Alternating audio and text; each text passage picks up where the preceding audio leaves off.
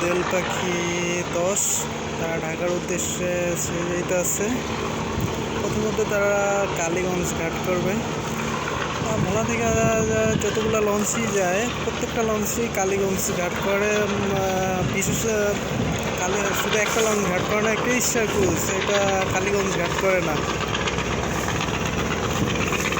দোয়েল পাখি 10 ঘুরে ইটা আছে।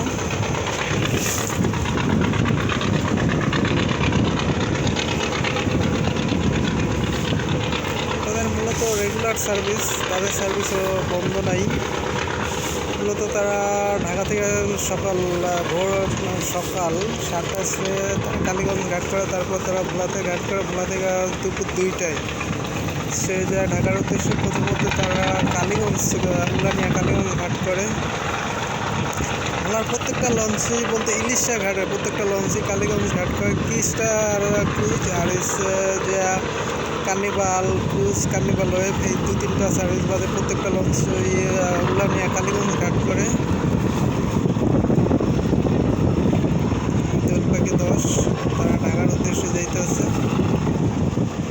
বিশাল জলরাশির মাঝে মেঘনা নদী, মূলত এই নদীটা এপার থেকে ওপার দেখা যায় না, এরকম একটা নদী। যা দেখা যায় যে বিশাল জলরাশির মাঝে ক্ষুদ্র লঞ্চ এরকম বলা যায়, কিন্তু লঞ্চগুলো বিশাল।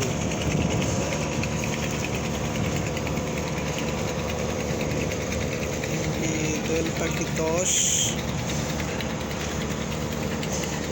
তারা ঢাকাতে যায় মূলত 8টা-9টার মধ্যে।